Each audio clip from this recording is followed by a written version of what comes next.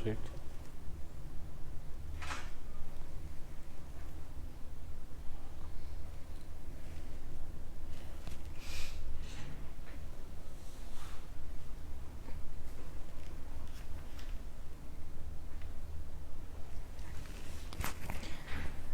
Namaste all and welcome to our Apollo live session. Today we have a topic naming geriatric urology urinary problem in elderly. So आज हमारे साथ इस talk पे बात करने के लिए हैं doctor Kunal Aterkar. Namaste sir and welcome to the session. Sir is MS in General Surgery and MCH in Urology. He has been felicitated with AMA Gold Medal in 2001. Sir's special area of expertise include endourology, reconstructive urology and oncourology, and he is associated as a consultant urologist and andrologist at Apollo Hospital, Ahmedabad. So sir, first of all हम लोग आपसे ये जानना चाहेंगे कि what is geriatrics? देखिए, जैसे ही हम 20th सेंचुरी में हम लोग एंटर हुए हैं तो because of nutrition, because of proper medical services available, the general जो पॉपुलेशन है उसकी लॉन्गेविटी बढ़ी है. जो हमारे ओल्ड एज हैं उसके क्राइटेरिया अभी चेंज हुए हैं. तो अभी हमारे पास एक बहुत बड़ी पॉपुलेशन है जो कि ओल्ड एज के क्राइटेरिया में आती है. जिनके लिए जो मेडिकल साइंस डेवलप की है उसको हम लोग जेरियाट्रिक्स बोलते हैं. Mostly by definition if you go, geriatrics is a medical science which deals with people who are more than 65 years of age. So sir, what is geriatric urology? Geriatrics जो है, जैसे ओल्ड एज में जो लोग आते हैं तो उनके your body is slowing down mainly. तो जैसे ही ये बॉडी स्लो होती है तो various systems are also adapting to the new metabolic things. तो हम लोग ये हमेशा देखते हैं कि उनमें कुछ कुछ चीज़ें आती है. जैसे आपका जो CNS सिस्टम होता है, जैसे कि ब्रेन है, स्पाइनल कॉर्ड है, तो हम लोग ये नोट करते हैं कि पेशेंट की लैंग्वेज स्किल्स पे, पेशेंट का मूवमेंट में चेंजेस आते हैं. उसी तरह डाइजेस्टिव सिस्टम भी थोड़ा सा चेंज होता है. और इनके साथ इम्पॉर्टेंटली जो यूरोलॉजी है, मतलब यूरिन से संबंधित जो बॉडी के ऑर्गन्स हैं वो भी अफेक्ट होते हैं. तो उससे संबंधित जो ब्रांच होती है उसको हम लोग जेरियाट्रिक यूरोलॉजी बोलते हैं. जी, जेरियाट्रिक यूरोलॉजी की सर नीड क्या होती है? हाँ जी, जैसे मैंने अभी आपको बताया कि जेरियाट्रिक्स में हमारी बॉडी स्लो हो रही है, उसी तरह जो यूरिनरी सिस्टम है उसमें हमारे, जैसे आप फीमेल्स को देखेंगे तो उसमें बहुत सारे यूरिनरी चेंजेस होते हैं. आपके हार्मोनल चेंजेस बॉडी में हो रहे होते हैं. जो मस्कुलेचर होते हैं ब्लैडर के वो वीक हो रहे होते हैं. तो इसके वजह से बहुत सारा सिस्टम होता है. बहुत सारी जो नॉर्मल चीज़ें हैं कि जैसे हम यूरिनरी, पहले हमें कोई तकलीफ नहीं थी, अभी वो सब आनी चालू होती हैं धीरे धीरे. इसलिए उसकी हमें काफ़ी ज़रूरत पड़ती है, क्योंकि अगर इस टाइम हम इस चीज़ों को अगर ध्यान दें तो भविष्य में जाके हम बड़ी बीमारियां जो होती हैं उनको हम लोग प्रिवेंट कर सकते हैं. जी सर, यदि किसी पुरुष को जेरियाट्रिक है तो क्या सिम्टम्स होते हैं उनको? देखिए, हम लोग जनरली जो यूरिनरी सिस्टम है उसको 3 भागों में डिवाइड कर सकते हैं या 2 में मूलतः करते हैं. जैसे अपर यूरिनरी ट्रैक्ट है और लोअर यूरिनरी ट्रैक्ट है. तो जो पुरुषों में लोअर यूरिनरी ट्रैक्ट है उसके सिम्टम्स होते हैं जिनको हम लोग लोअर यूरिनरी ट्रैक्ट सिम्टम्स बोलते हैं. जिसके मोस्टली जो यूरिनरी हमारे जो फ्रीक्वेंसी है, जैसे हम लोग उसको डिवाइड करें कि एक होता है स्टोरेज सिस्टम सिम्टम्स और दूसरा होता है ऑब्स्ट्रक्टिव सिम्टम्स. तो जो पुरुषों में जो मेनली हम लोग जो सिम्टम्स देखते हैं उसमें होता है कि यूरिन का फ्लो कम होना, जो कि ऑब्स्ट्रक्शन की एक निशानी होती है. बार बार यूरिन करने जाना और यूरिन में जोर लगाना, और ये सब करने के बावजूद भी थोड़ी सी यूरिन अंदर रह जाए ऐसा हमें सेंसेशन आना, ये सब हम गिनते हैं ऑब्स्ट्रक्टिव सिम्टम्स में. जो इरिटेटिव सिम्टम्स होते हैं, जैसे इस एज ग्रुप में लोग हमें कंप्लेंट करते हैं कि हमें बार बार यूरिन जाने की इच्छा हो रही है, हम रात को नींद नहीं होती है क्योंकि हम हर 10-15 मिनट में यूरिन जाते हैं, या फिर हम यूरिन करने जा रहे होते हैं और हमारी थोड़ी सी यूरिन लीकेज हो जाती है. ये प्राइमरी हमारे लोअर यूरिनरी ट्रैक्ट सिम्टम्स होते हैं. अगर आप अपर यूरिनरी ट्रैक्ट की तरफ जाएंगे, जिसमें मूलतः किडनी और यूरिटर प्राइमरी ऑर्गन होते हैं, तो उसमें पेन होना और उसमें दूसरी डिजीजेज हैं जैसे स्टोन्स और मैलिग्नेंसी होना, तो उससे रिलेटेड संबंधित वो सिम्टम्स हमको दिखते हैं. जी, तो सर कोई भी अगर पुरुष है तो उनमें कॉमन जेरियाट्रिक डिसीजेस कौन कौन सी होती हैं? जैसे मैंने आपको अभी डिवाइड करके बताया कि क्लासिफिकेशन में जैसे हम लोअर यूरिनरी ट्रैक्ट देखें तो जो मेनली अबाउट 50 to 60% लोगों में जो दिखता है वो प्रोस्टेट से संबंधित बीमारियां हमको बहुत दिखती हैं. एक होता है प्रोस्टेट, उसमें नॉर्मल प्रोस्टेट है जो एज रिलेटेड हमारा सबका साइज इंक्रीज होता है और वो सिम्टम्स देता है। दूसरा, प्रोस्टेट में मैलिग्नेंसीज काफ़ी पाई जाती हैं। तीसरा, अगर हम ऊपर के सिस्टम में आए जैसे किडनी में आए और यूरेटर में आए तो उसमें स्टोन्स होते हैं, मैलिग्नेंसीज दिखती हैं। फिर एक ब्लैडर होता है जिसे हम मूत्राशय बोलते हैं, तो मूत्राशय के अंदर हमें काफ़ी एक एज के बाद में मैलिग्नेंसीज मतलब कैंसर्स हमको दिखने को मिलते हैं। जी सर, ब्लैडर आउटफ्लो ऑब्स्ट्रक्शंस के क्या क्या कारण हो सकते हैं? ऑब्स्ट्रक्शन का प्राइमरी अर्थ है कि हमारी यूरिन शरीर के बाहर ना आ पाए। तो जो भी चीज़ अवरोध करेगी नॉर्मल एनाटॉमी में, मतलब नॉर्मल यूरिनरी ट्रैक को, वो सब ऑब्स्ट्रक्शन कर सकती हैं। जीरियाट्रिक्स में मतलब 65 साल के ऊपर के जो लोग हैं उनमें प्राइमरी अबाउट 50 to 60% केसेस में प्रोस्टेट सबसे इम्पॉर्टेंट होता है, जो सबसे ज़्यादा ऑब्स्ट्रक्शन करता है।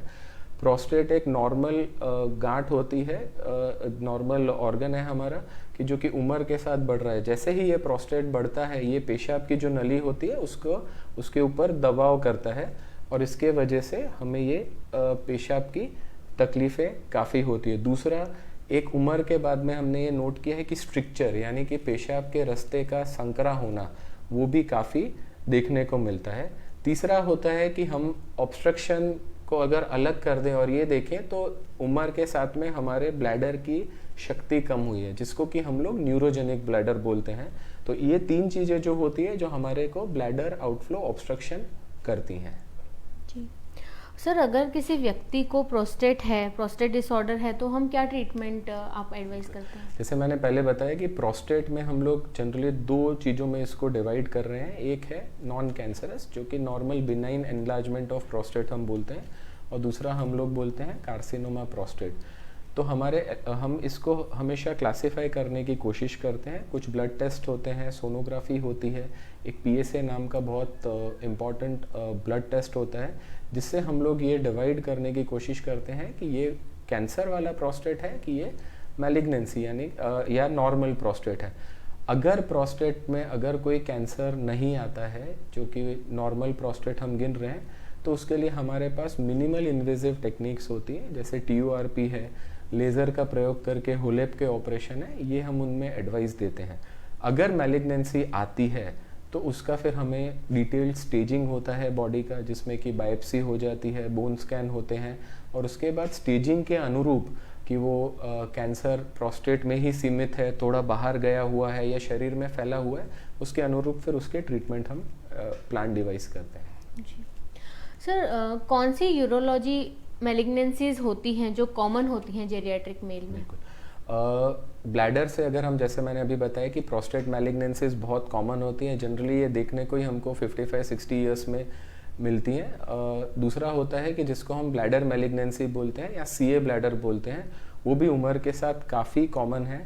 और ऊपर अगर हम बढ़ें तो किडनी में और यूरेटर में जो मैलिग्नेंसीज होती है, जिसको हम रीनल सेल कार्सिनोमा या ट्रांजिशनल सेल कार्सिनोमास बोलते हैं, वो भी एक जीरियाट्रिक एज ग्रुप में बहुत ज़्यादा कॉमन होती है।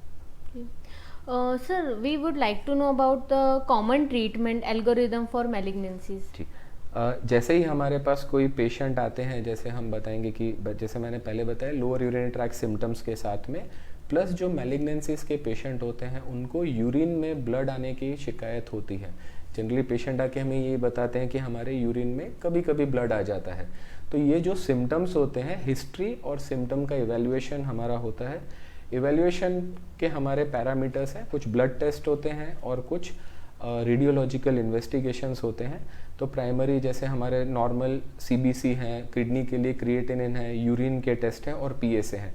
हम ये सब करते हैं और एक सोनोग्राफी कराते हैं जो कि एक मिनिमल इन्वेजिव इन्वेस्टिगेशन है। इनके आधार पे हमें ऑर्गन स्पेसिफिसिटी पता पड़ती है कि भाई आपका अगर मैलिग्नेंसी है तो वो प्रोस्टेट में है, ब्लैडर में है या किडनी में है। उसके हिसाब से हम या तो CT स्कैन या फिर MRI कराते हैं और एक स्टेजिंग कंप्लीट करते हैं, और उसी के अनुरूप फिर हमारा प्लान ऑफ एक्शन हम डिसाइड करते हैं। तो सर, न्यूरोजेनिक ब्लैडर क्या होता है? जैसे मैंने बताया, ब्लैडर आउटलेट ऑब्स्ट्रक्शन, अगर किसी का भी यूरिन बाहर पास नहीं हो रहा है तो या तो ऑब्स्ट्रक्शन है या फिर जो ब्लैडर का पंप है वही उसको बाहर पुश नहीं कर पा रहा है। जेरियाट्रिक पॉपुलेशन में हम जैसे जैसे मैंने पहले बताया, जेरियाट्रिक पॉपुलेशन में ऑलरेडी सीएनएस यानी सेंट्रल नर्वस सिस्टम पर थोड़ा इफेक्ट पड़ रहा है। ये जो नर्व्स होती हैं, जो spinal cord, central nervous system से सब रिले सेंटर्स होते हैं जो स्पाइनल कॉर्ड में, वहीं से ये सब कंट्रोल ब्लैडर पे आता है। तो न्यूरोजेनिक ब्लैडर एक ऐसी बीमारी है जिसमें कि ब्लैडर अपना कॉन्ट्रैक्टिबिलिटी या तो खो देता है या फिर उसकी ये कॉन्ट्रैक्टिबिलिटी ज़्यादा इंक्रीज हो जाती है। इन संजोगों में हम दो में जनरली इसको डिवाइड करते हैं। एक को हम लोग बोलते हैं हाइपोकॉन्ट्रैक्टाइल ब्लैडर, जिसका मतलब होता है कि ब्लैडर की कॉन्ट्रैक्टिलिटी कम हो गई है, और दूसरा जो बोलते हैं जिसको हम लोग थोड़ा ओवर एक्टिव ब्लैडर या ओवर एक्टिव डेट्रूसर जैसा बोलते हैं, कि जिसमें ब्लैडर बार बार पूरा भर नहीं पाता है और थोड़ी थोड़ी देर में वो कॉन्ट्रैक्ट होता रहता है। इन दोनों चीज़ों के वजह से रिकरेंट यूटीआईज और पेशाब बाहर नहीं आने के वजह से जो हम बोलते हैं ऑब्स्ट्रक्टिव यूरोपैथी, यानी कि ये जो सारी यूरिन होती है वो इकट्ठा रहती है और अल्टीमेटली जाके किडनी को डैमेज करती है। तो सर, न्यूरोजेनिक ब्लैडर का ट्रीटमेंट आप लोग कैसे प्लान करते हैं? जैसे न्यूरोजेनिक ब्लैडर में मैंने बोला कि अगर ये हाइपोकॉन्ट्रैक्टाइल ब्लैडर है, हाइपोकॉन्ट्रैक्टाइल एक बहुत ही टेक्निकल टर्म है। हम लोग हिस्ट्री लेने के बाद में हमारा एक टेस्ट होता है जिसको हम लोग यूरोडायनेमिक टेस्ट बोलते हैं, जो कि एक डे केयर टेस्ट है। 15 to 20 मिनट्स में ये हो जाता है। इससे हमें ब्लैडर के प्रेशर्स की जानकारी पता पड़ती है। अगर वो ब्लैडर हाइपोकॉन्ट्रैक्टाइल ब्लैडर है, जिसका अर्थ है कि पूरी की पूरी यूरिन वो बाहर नहीं फेंक पा रहा है और पेशाब 100 ml, 150, 200, 300 ml यूरिन अंदर रह जा रही है, तो इसका हमें ट्रीटमेंट करना पड़ता है। इसके लिए हमारे पास अभी तक as per science and technology हमारे पास इसके लिए कोई ऑपरेशन नहीं है। इसके लिए कुछ मेडिसिन्स आती हैं जो कॉन्ट्रैक्टिलिटी इंक्रीज करती है। अगर मेडिसिन्स उतना इफेक्ट नहीं कर रही होती हैं तो हम पेशेंट को एक CSIC करके होता है, that is continuous intermittent self catheterisation, वो सिखाते हैं, जिसमें पेशेंट 6 घंटे या 8 घंटे पर खुद ही एक छोटी सी प्लास्टिक की नली डाल के उस जो पेशाब इकट्ठी होती है उसको बाहर निकालता है।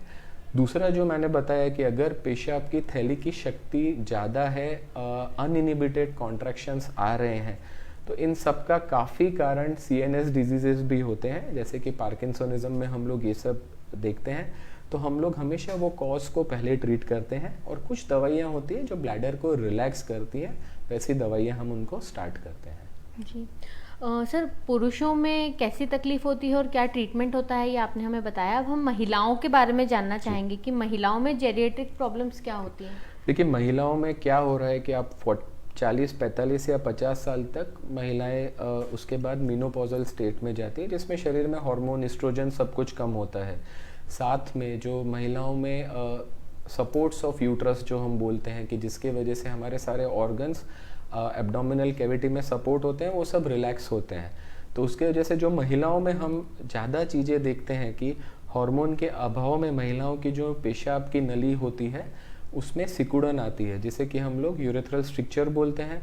कुछ महिलाओं के जो पेशाब करने का जो मुख होता है, जिसको हम लोग एक्सटर्नल यूरेथ्रल मिएटस बोलते हैं, वो नैरो होता है, जिसके वजह से हमारे ऑब्स्ट्रक्टिव सिम्टम्स आते हैं, मतलब पेशाब उतनी स्पीड से हो नहीं पाती है। इसके साथ में जैसे मैंने बताया कि आपके जब सपोर्ट्स जा रहे हैं तो इंटरनल ऑर्गन्स जो होते हैं, जैसे यूट्रस हैं, ब्लैडर है, इन सब का प्रोलैप्स होता है। प्रोलैप्स का मतलब होता है कि हमारे जो वजाइना है, कि हमारा जो यूरिनरी ओरिफाइसेस हैं, उसमें से ये सारे ऑर्गन्स बाहर आने की कोशिश करते हैं। दूसरी चीज़ जो बहुत कॉमन देखने में मिलती है महिलाओं में, जैसे ही ये सपोर्ट्स रिलैक्स होते हैं, वैसे ही एक महिलाओं में हम लोग एक बीमारी बहुत देखते हैं जिसको हम लोग बोलते हैं स्ट्रेस यूरिनरी इनकॉन्टिनेंस। इसका मतलब होता है जैसे ही महिला कुछ खांसी करती है या पेशाब भरा होता है या सोशल गैदरिंग में जोर से किसी ने हंस लिया तो थोड़ी सी यूरिन निकल जाती है। साथ में हार्मोन के अभाव में महिलाओं में बहुत ज़्यादा यूरिनरी ट्रैक्ट इन्फेक्शंस होते रहते हैं। जी सर, इसको आप इवेल्युएट कैसे करते हैं? महिलाओं का इवैल्यूएशन और मेल्स का जो जीरियाट्रिक एज में इवैल्यूएशन है, प्राइमरी उनका सब सिमिलर चलता है कि हम लोग बेसिक ब्लड रिपोर्ट कराते हैं, यूरिन का रिपोर्ट कराते हैं, सोनोग्राफी करते हैं। सोनोग्राफी एक मिनिमल इन्वेजिव इन्वेस्टिगेशन है जो हमको कुछ हद तक ब्लैडर के बारे में बताता है, ऊपर किडनीज और यूरेटर सबकी जानकारी देता है। इसके साथ हम लोग एक बहुत इम्पॉर्टेंट एक ओपीडी बेस्ड इन्वेस्टिगेशन है जो हम महिलाओं में पुरुषों में दोनों में यूज़ करते हैं, उसको बोलते हैं हम यूरोफ्लोमेट्री। यूरोफ्लोमेट्री इन्वेस्टिगेशन में हम एक नॉर्मल जगह पे मेल्स या फीमेल्स को, पेशेंट को यूरिन पास करने के लिए बोलते हैं और उसके आधार पे हमको पता पड़ता है उनका फ्लो कैसा चल रहा है। अगर उनका फ्लो कम चल रहा है तो हम लोग फिर और उसको आगे डिटेल में इवेल्युएट करते हैं with the help of urodynamic studies, जैसे मैंने बताया। और आगे के अगर उससे रिलेटेड कुछ चीज़ें हैं जैसे कि सीटी स्कैन या और रेडियोलॉजी इन्वेस्टिगेशन, उससे करके हम इसको क्लासीफाई करते हैं। यूरिनरी ट्रैक्ट इन्फेक्शन का ट्रीटमेंट, प्रोलेप्स ऑफ यूट्रस या प्रोलेप्स ऑफ ब्लैडर जैसे सिस्टोसिल हम बोलते हैं, या स्ट्रेस यूरिनरी इनकॉन्टिनेंस का ट्रीटमेंट, ये सब ट्रीटमेंट अलग अलग तरह से फिर किए जाते हैं। जी सर, इसमें जो ऑब्स्ट्रक्शन होता है उसका ट्रीटमेंट आप कैसे करते हैं? महिलाओं में जो ऑब्स्ट्रक्शन होता है, जैसे मैंने बताया कि हम उनको डायग्नोस करते हैं यूरोफ्लोमेट्री पे। एक चीज़ होती है कि महिलाओं में जो पेशाब की नली होती है जो ब्लैडर से आगे निकल रही होती है, वो 3.5 या 4 सेंटीमीटर की होती है, जिसमें स्फिंक्टर होता है। स्फिंक्टर होता है यानी हमारा वॉल जो कि हमें कॉन्शियसली, जिससे हम लोग पेशाब रोक पाते हैं। अगर ये स्फिंक्टर नहीं होगा तो हमारी यूरिन 24 घंटे लीक होगी। तो जो भी अगर मिएटस अगर नैरो है या फिर अगर उनका रास्ता नैरो है तो हम इनको सिस्टोस्कोपी दूरबीन डाल के देखते हैं और दूरबीन के द्वारा सिक्वेंशियली उसको बड़ा करते हैं या फिर डायलेट कर देते हैं। सर, OAB के बारे में थोड़ा बताइए। OAB का अर्थ है over active bladder. Over active normal हम भाषा में भी अगर यूज़ करें तो किसी भी चीज़ की अगर ओवर एक्टिविटी बॉडी में हो रही है, तो कोई भी ऐसा ब्लैडर हो जिसमें हमने बाकी कारण हटा दिए हैं। बाकी कारण का मतलब जैसे पुरुषों में जाएंगे तो हमने प्रोस्टेट, ब्लैडर स्टोन्स, मैलिग्नेंसिस को रूल आउट किया है। फीमेल्स में भी हम जैसे जाएंगे तो यूरिनरी ट्रैक्ट इन्फेक्शन है, इंटरस्टिशियल सिस्टाइटिस नाम की एक बीमारी है, उसको अगर हमने रूल आउट कर दिया है, अगर उसके बाद भी पेशेंट को अर्जेंसी का मतलब है बार बार पेशाब की इच्छा होना, शायद उतनी पेशाब कभी आपकी होगी नहीं। दूसरा है नाइट फ्रीक्वेंसी की, रात को बार बार उठना, इवन दिन में भी बार बार जाना। और एक इम्पॉर्टेंट है कि अर्ज इनकॉन्टिनेंस, इसका मतलब आपको इतनी तेज़ी से पेशाब लगे कि आप जब तक टॉयलेट में जाएंगे उसके पहले ही आप गिर जाएंगे। अगर ये 3 सिम्टम हमको दिखते हैं in absence of all other urology diseases, तो हम इसको एक ओवर एक्टिव ब्लैडर करके टर्म करते हैं। ओवर एक्टिव ब्लैडर के इलाज में भी हमारे पास मेडिसिन है। हमेशा हम लोग एक ऐसे ग्रुप ऑफ मेडिसिन होती हैं कि जिसमें जो कि ब्लैडर की कॉन्ट्रैक्टिलिटी को कम करती है। जैसे ही ब्लैडर की कॉन्ट्रैक्टिलिटी कम होती है, आपकी अर्जेंसी, फ्रीक्वेंसी और वो सब कम हो जाता है। अगर ये फेलियर ऑफ मेडिसिन अगर आगे कभी होता है तो फिर हम इसके साथ में लाइफस्टाइल मॉडिफिकेशंस भी थोड़े करवाते हैं। जैसे हम बोलेंगे कि आप पानी थोड़ा कम पीजिए, आप रात को जैसे 6-7 बजे हो जाएंगे, उसके बाद कुछ खान पान होता है जैसे चाय है, कॉफ़ी है, इनकी वजह से बार बार यूरिन लगती है, तो उसको कम करिए।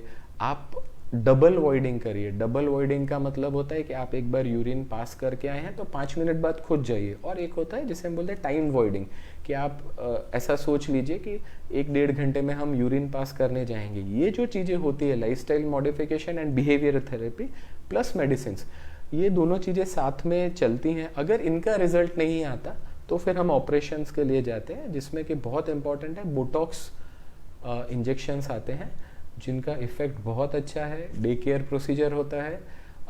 एटलीस्ट आपको 6 से 8 महीने में बोटॉक्स बहुत रिलीफ करता है कि आप अगर ये इंजेक्शंस आफ्टर प्रॉपर इवैल्यूएशन आप अगर ये इंजेक्शंस दे देंगे तो इसके बाद से अर्जेंसी, फ्रीक्वेंसी रफली 50 to 60% आपकी कम हो जाती है।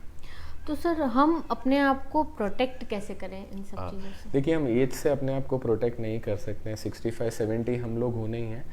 कहने की बात इतनी है कि हम लोग कुछ चीज़ जिसको हम लोग बोलते हैं स्क्रीनिंग, या कुछ चीज़ हम लोग बोलेंगे जो प्रिवेंटिव चीज़, आज मेडिसिन में आगे डिजीजेस जो होने हैं, जो जेनेटिकली आपको हैं वो होने ही हैं, पर हम कुछ चीज़ें अगर पहले से देखें, प्रिवेंशन, और प्रिवेंशन का सबसे इम्पॉर्टेंट पार्ट हमारा रहेगा स्क्रीनिंग। कि हम लोग कुछ टेस्ट हैं कि एक एज के बाद, कि जैसे मैं कहूँगा 60 के बाद हैं, तो हर एक कॉरपोरेट हॉस्पिटल्स में या छोटे हॉस्पिटल में हमारे सबके एक ओल्ड एजेस के लिए हेल्थ पैकेजेस होते हैं। हम उसको जीरियाट्रिक पैकेजेस नहीं बोलेंगे, पर हम उनको एक कॉमन हेल्थ चेकअप पैकेजेस होते हैं जो हमने यूरोलॉजी के हिसाब से डिज़ाइन किए।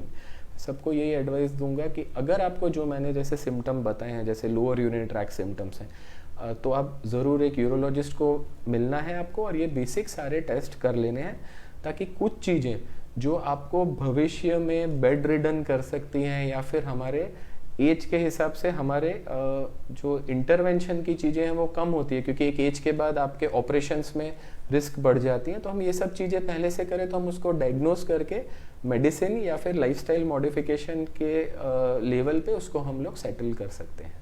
जी सर, जैसा अभी आपने कहा कि स्क्रीनिंग हाँ जी, हमें करवानी चाहिए, हाँ जी, तो हाँ जी। स्क्रीनिंग हमारे लिए कितनी इम्पोर्टेंट है? देखिए, जैसे मैंने बताया कि मैं ये हमेशा मानूंगा कि मेल और फीमेल की अगर हम लोग स्क्रीनिंग पहले से करें, स्क्रीनिंग क्या करेगी हमें कि जैसे 55-60 ईयर्स का कोई भी पेशेंट होएगा कि जो चलता फिरता है, जिसके कोग्निटिव फंक्शंस, कोग्निटिव का मतलब है लैंग्वेज स्किल्स, मूवमेंट के स्किल्स, वो अगर अच्छे हैं तो वो एक नियम बना दे कि एक साल में एक बारी किसी यूरोलॉजिस्ट को, न्यूरोलॉजिस्ट को, उससे एक बारी केवल मिले।